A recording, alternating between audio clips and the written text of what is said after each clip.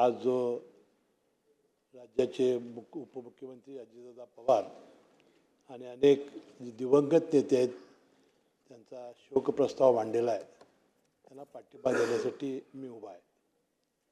वास्तविक मुख्यमंत्री महोदय आणि सगळ्याच वक्त्यांनी आमचे नेते अजितदादांच्या सगळ्या जीवनचरित्रावर फार मोठा प्रकाश टाकलेला आहे. आणि मी जर स्वतः आणि त्यांचे संबंध बोलायला होते मला बोलताच येणार नाही, म्हणून त्यांची पहिली वैशिष्ट्ये मी थोडी सांगून मग मी त्यांच्या आणि माझ्या व्यक्तिगत जीवनावर येणार आहे. आता याचा उल्लेख मुख्यमंत्री महोदयांनी केला की सकाळी बरोबर 10 वाजता ते कोणत्याही परिस्थितीत सभागृहात येणार, सभागृहात आल्यावर ते अध्यक्षाची भेट घेणार आणि बरोबर 11च्या ठोक्याला ते येऊन बसणार. दुपारी जेवणासाठीच तेवढे जाणार. सातत्याने सगळ्या सभागृहात आमदारांच्याकडे लक्ष ठेवणार. मंत्र्यांचा जर लिंक करायचं असेल तर कुणाचा नंबर आहे, कुणाची आज काही चर्चा आहे, असं सातत्याने आणि त्याला सांगणार तुझा आत्ता आहे, तुझा आत्ता आहे. आणि अतिशय हजरजबाबीपणा. आणि म्हणजे मला गुलाबराव पाटील मला की एक हेडमास्टर म्हणूनच ते या सभागृहात काम करत होते. अतिशय वक्तशीरपणा. कुठलीही मिटिंग लावली, देवगिरीवर लावो, मंत्रालयात लावा, कधी लावो, अर्धा तास त्यांचा फोन कार्यालयात घणघणणार. वेळेवर सगळ्यांना उपस्थित राहावं लागणार. अतिशय शिस्तीचा, कडक शिस्तीचा असा नेता आमचा आला. त्यांना अतिशय टापटीप आवडायची. स्वतः ते व्यवस्थित राहायचे, दुसऱ्याची सुद्धा टापटीप नसेल तर तोंडावर ते सांगायचे. जे पोटात असेल तेच तोंडात येणार. रोखठोक. मला खरोखर आश्चर्य वाटतं आहे की इतका रोखठोक आणि जे सत्य असेल तो बोलणारा आणि पूर्णपणानं 8 वेळेला आपल्या बारामती मतदारसंघामध्ये 1,00,000-1.5 लाखाच्या वर निवडून येणारा असा व्यक्ती असू शकतो. आपल्याला माहिती आहे की निवडणुका जिंकण्यासाठी कसं गोड बोलतो, काय काय करतो, पण तो अजितदादा तसं नव्हतं. जे योग्य काम असेल ते चटकन होणार. अधिकारावर प्रचंड वचक, प्रशासनावर प्रचंड वचक. आणि जर त्याचं काम जर योग्य असेल तर गट, पार्टी, पक्ष, जात काही बघायचं नाही. ते काम लवकर ताबडतोब कसं होईल यासाठी सातत्यानं ते प्रयत्न करायचे.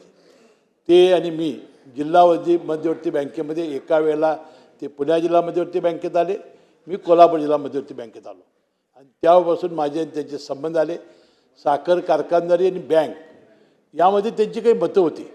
आणि विशेषतः अलीकडच्या काळामध्ये साखर कारखानदारी कशी तोट्यात आहे, दरवर्षी FRP कशी वाढते, कोजनचे दर कसे कमी येत आहेत, इथेनॉलला कसं सरकार आता त्या इलेक्ट्रिक वाहनामुळं किंवा ह्याच्यामुळं ते इथेनॉल घेत नाही, याचे अनेक प्रश्न ते सातत्यानं मला सांगायचे. आणि म्हणून एकदा ते अमित शाह साहेबांना भेटून आले, नरेंद्र मोदी साहेबांना पंतप्रधानांना भेटले. साखरेची MSP वाढत नाही, इथेनॉल घेतलं जात नाही, ह्याच्यात सातत्यानं त्यांचे प्रश्न असायचे.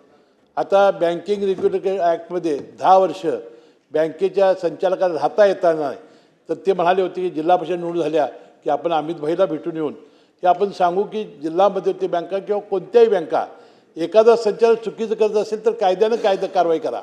परंतु एकेकाकडं लोक आहेत म्हणून लोक ठेवतात, हा सुद्धा प्रश्न त्याच्यासमोर मांडला पाहिजे.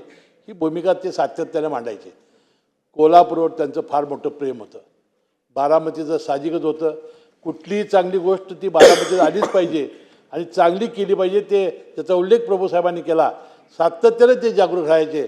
आणि बारामती शहर जर तुम्ही बघितलं असाल, ज्या दिवशी 28 तारखेला सकाळी एका मला मित्राचा फोन आला की कळालं काय, मी म्हटलं काय झालं, तर दादांचा आम्ही जिल्हा परिषद निवडणुकीच्या घाईत होतो की अपघात झाला विमानाचा आणि तुम्ही ताबडतोब TV लावा. मी TV लावला आणि अनेक वक्त्यांनी सांगितल्याप्रमाणे पहिल्यांदा जखमी अवस्थेत, नंतर जी दुःखद वाईट आम्हाला आयुष्यात कधी वाटलं नव्हतं की स्वप्नात वाटलं नव्हतं की आमच्या नेत्याची अशी बातमी आम्हाला समजेल आणि अशा अवस्थेत ते समजेल. ते काळानंतर आम्ही ताबडतोबीनं बारामती गाठली आणि 2 दिवस बारामतीत आम्ही कधी झोपलो नाही. आणि संपूर्ण महाराष्ट्र मला वाटतं 2 दिवस TV समोर बसून होता आणि माझ्या नेत्याला घेत होता की इतके जवळचे संबंध माझे. 1999 साली मी निवडून आलो. 2 महिन्यात मला त्यांनी मंत्री केलं. 2-3 महिन्यात. त्या 2 मंत्री होते जिल्ह्याच्या आमच्या, बाबासाहेब कुपेकर आणि दिग्विजय खानविलकर. मला तिसरा मंत्री केला. 9 वेळा मंत्रिपदाची शपथ घेतली. दादा म्हणायचे की माझी शपथ झाली की साहेब तुमची शपथ होणारच. 9 वेळा 6 वेळा मी निवडून आलो. 1999 सालीपर्यंतपासून 9 वेळा मी मंत्री झालो. यावेळा ते मला सोडून गेले. मी त्यांच्या मुठ्यात मला शांती अर्पण करतो. आणि त्याला दिष्ट लागली. ते अतिशय कपडे बिपडे अशी व्यवस्थित वापरायचे. तुम्हाला माहिती असेल की विधानसभेमध्ये नागपूरला अधिवेशन असलं की जोधपुरी कोट वेगवेगळे रोज घालायचे. इथं हिवाळी अधिवेशन असलं की रोज जॅकेट नवीन आणि उन्हाळ्याच्या वेळेला फक्त पांढरा झब्बा असे 3 विधानसभेचे त्यांचे ड्रेस असायचे. रोज ते कपडे बदलून व्यवस्थित यायचे. टापटीप असायची, गॉगल घालायचे. 26 जानेवारीचा फोटो बघा अध्यक्ष महोदय, झेंडावंदन झालेलं होतं प्रजासत्ताक दिनाचं आणि त्यांनी शॅल्यूट मारलेला आहे. आणि ते केस त्यांना कमी आली की एक दिवस एक आमदारांनी त्यांनी हेअर ट्रान्सप्लांट केलं होतं. त्याला म्हटले त्याला बोलव. त्यांनी बोलवलं आणि सांगितलं कुठे केलं? ते म्हटलं मी दुबईला केलं. म्हटलं दादा तुम्ही काय करत नाही? केस असले तरी मी देखला आहे का नाही?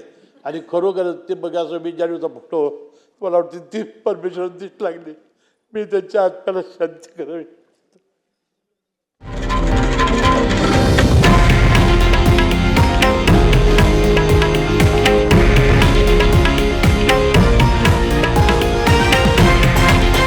हे आहे देशातील नंबर 1 न्यूज नेटवर्क आणि आपण पाहत आहात TV9 मराठी, एकमेव.